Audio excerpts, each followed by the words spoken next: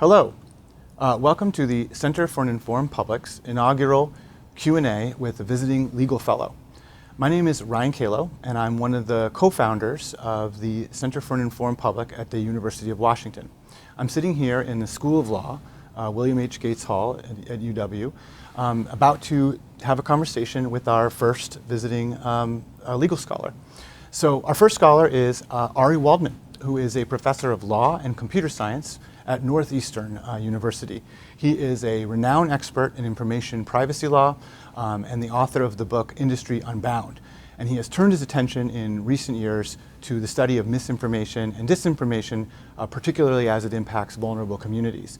So I'm delighted to invite you into our conversation. So anyway, I just want to say thank you so much, Ari, for joining us over here this week. Thanks for having me. I'm excited. Yeah. So I have 4 questions for you. I'm going to ask the same questions of all of our visiting fellows, but you're the first, and so thanks for being a part of this. So the first question I have for you is, what drew you to misinformation as an area of research? Misinformation is a critical problem in so many important areas of civil rights today.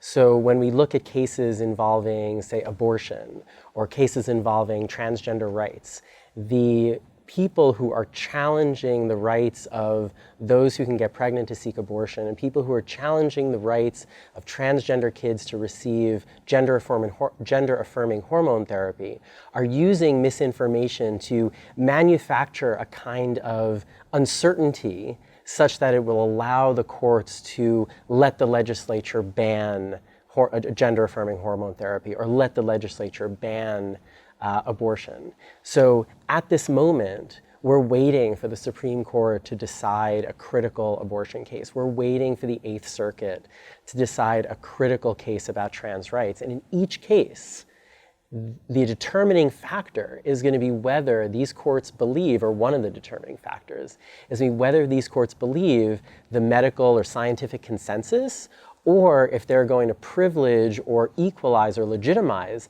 the misinformation that right-wing advocacy groups are pushing in the litigation. Yeah, one of the things I love about looking at the field of misinformation is that it's pervasive across different contexts, and in every context in which it exists, whether it's the context you described or vaccine hesitancy or whatever, it's enormously consequential. Absolutely. Like, these cases can turn on, and cases have already turned on, whether a court is going to believe one group versus another. So one of the things that litigants are arguing is that abortion causes cancer and infertility. There is no medical science to back that up, as other scholars have shown. Another thing that they're pushing is that gender-affirming hormone therapy is harmful, that it could cause infertility, that people regret having it. There's also no medical science to back that up. But if all you need is a citation, a little parenthetical to an article in a seemingly well-respected journal, and then all of a sudden a conservative judge can say, well, the science is uncertain, so we should let the legislature ban it, then almost all of our civil rights are at risk. So these are critical questions that are going to determine the future of equality and equity and liberation for marginalized populations. So my second question is simply, what is your present research agenda in the area of misinformation and law? So there's been a lot of research by information scholars about the flow of misinformation. Legal scholars have started to focus on the role of amici in bringing misinformation into constitutional law, and other scholars have focused on how judges could be better fact checkers. But my concern is that I think judges are part of the problem. I think law is part of the problem. When you have a standard like rational basis review, which really only requires that the legislature act with a sort of rational speculative effort, then all you need is that single citation to some nice sounding journal, even though that journal happens to be a predatory journal, or that journal or the article happened to be funded by a right-wing advocacy group, and the study design was terrible in order to create a certain type of result. So if the standard is there, if the standard is so low that it allows pretty much anything to create enough uncertainty that the legislature can pass by, then all bets are off. But it's not just rational basis review, as other scholars have suggested. On the opposite end, heightened scrutiny or strict scrutiny is supposed to challenge the legislature to do its homework, to make sure that it has a really good reason for the steps that they're taking. But in the case of cities and states that want to ban gay conversion therapy, which is a form of talk therapy that encourages young adolescents to change their sexual orientation or deny who they actually are, which most people agree is a form of torture for young gay kids, that's a restriction. Some courts receive that as a restriction on the therapist's speech. So it's reviewed under strict scrutiny for a First Amendment. So in 2020, the 11th Circuit said that simply because there are some therapists and there are some reports that suggest that gay conversion therapy is helpful and some people like it, that the bans do not meet strict scrutiny. So it's the reverse problem, right? So it's not just that rational basis review is too lenient. It's that all the structures, all the tools that we have for courts to review legislative actions or state action allow some party to create sufficient amount or a little bit of uncertainty, which gives the judge, who may be a partisan, the opportunity to choose whatever tool that they want in order to achieve the result that they want. It's the indeterminacy of law that these advocacy groups are trying to trigger. So yeah, that's fascinating. So you're, as a legal scholar, of course, I mean, also I know you also have training as a PhD in sociology. Sounds to me like you're interested in this intersection between existing legal standards and structures, right?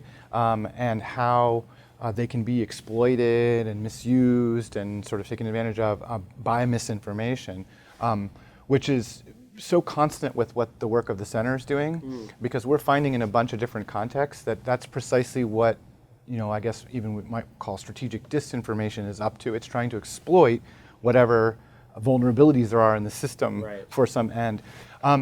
So you are a very well-known information privacy scholar. Your book, Industry Unbound, is a must-read for people in privacy, for example, as is your previous work on privacy and trust. So how does studying the context of misinformation and disinformation from a legal standpoint, what are the similarities and what are the differences between studying what you studied before? This is a great question, in part because so many people outside of our field want to see the connections, right? How are these two things at all related? On a superficial level, they're related because both questions about how do we regulate data-intensive industries or industries that derive profit from the collection of information about ourselves, and the spread of dubious or false information, these are products of technology at scale, right? Our problems would be less severe and less critical, and our concerns would be less critical if we were back 50 years ago when data certainly was being collected, but not at the scale as they are now, right? Misinformation existed. Data extraction existed in the 70s. That's why we developed the Fair Information Practices. Misinformation existed since the beginning of the newspaper, right? But we never had the kind of critical problem or critical danger that it poses to democracy and our civil rights, given that it was hard to reach lots of people. So on a superficial level, they're linked because these are both areas where modern technology is enabling or enhancing the harm that social problems can cause. On a deeper level, there are similar structural questions about what is the role of law in regulating or solving or trying to solve these problems. So in my privacy research, I focused on internal corporate structures and how these compliance procedures that are envisioned by the law, but that corporations are responsible for creating, really co-opted and recast the law in a way that actually served data extractive ends, even though the law was supposed to enhance privacy. Similarly, I'm interested in the internal structures that companies are going to create when it comes to dealing with misinformation. Scholars are starting to talk about this in the content moderation space. But I think we're not yet ready to fully understand, and I don't think scholars have yet understood, how deeply embedded the internal corporate organization is in the amplification of misinformation, in their tolerance for the right-wing advocacy industry to use their platforms in order to advance their causes among the population and inside the courts as well. And that's another area that I think we need to study. And here's where I think these two areas may differ, is that it's very easy for us to research what goes on inside technology companies and see how they fit into the broader structures of the political economy of informational capitalism, and then become a little bit politically agnostic about it, right? There's neoliberalism is powerful on both sides of the aisle, or that privacy is a concern of both conservatives and progressives. So it's easy to do that kind of research without having to dive into the political questions.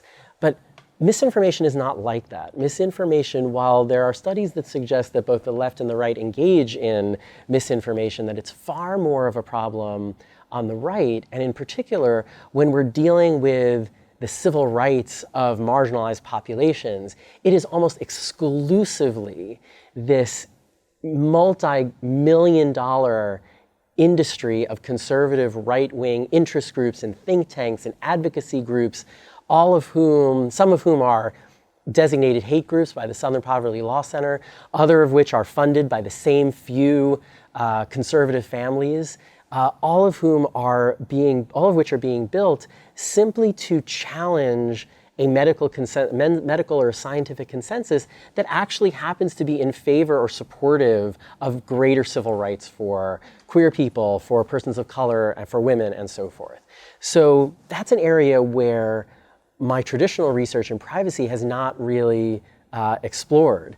But using some of those same skills, using some of the same type of research methods, I think one of the next steps that I'd like to look into is this right-wing industry of advocacy groups and think tanks and lawyers who have some of the same overlapping executives and overlapping funders, all of which is enabled by the laws that allow these organizations to keep their donors and keep their processes secret, right? And that, I think, in addition to how technology companies are building structures inside to deal with the problem or not deal with the problem, that may be a similar question, but a different question is the integration of this with the broader cultural divide that we're experiencing in this country. Yeah, I've heard you talk about this in the past as being kind of the political economy of law and misinformation.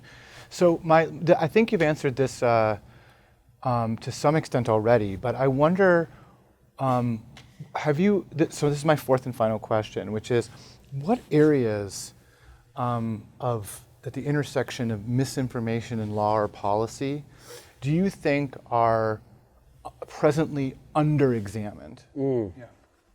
There are a ton of areas, right? Any one person can't focus on all of them. My interest right now is specifically, I'm concerned with the civil rights of queer people. So I'd love to focus next on, as I said, this industry, this enormous industry of conservative think tanks that feed this manufactured uncertainty. But there are many other areas. For example, misinformation is not just critical or important in the civil rights context. Misinformation is a challenge to democracy itself. So we need our scholars of election law, and we need our scholars of democracy and our historians of democracy to start thinking about what's different about today. Is it the same old problem that we were dealing with like back in the beginning of the American experiment when newspapers were controlled by parties and would slander the candidates from other parties and make up stories about them? Is this just the same just at scale, or is there something new here? And in addition, misinformation is critical, is a important story in the broader ways in which technology is leveraged to harass and harm women and queer people and persons of color as well, because you can use technology to create a deepfake, right? This is the work of our mutual friend and colleague Danielle Citron at UVA, whose pioneering work on gendered harassment online as well as deepfakes has focused us generally as technology researchers on this field. But misinformation, a deepfake is a kind of misinformation. What are some other kinds of misinformation beyond the research that you're working on disinformation, and the election law scholars have to work on about Russian disinformation to challenge elections? There's so much more to talk about. Where I think I can contribute, because so much of that is beyond me, where I think I can contribute is using what I've learned about how technology companies operate to figure out what's going on inside and how that maybe actually perpetuates the problem.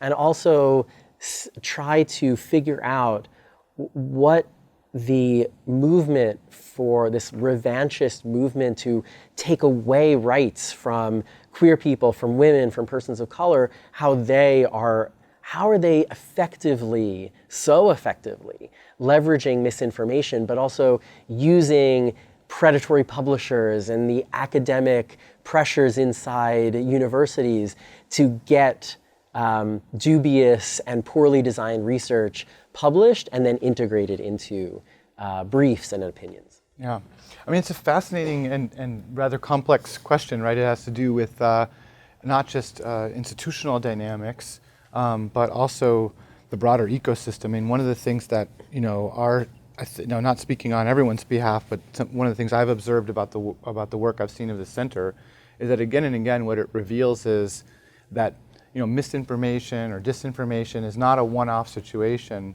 but it's a complex strategic tapestry with lots of different people, lots of different motivations.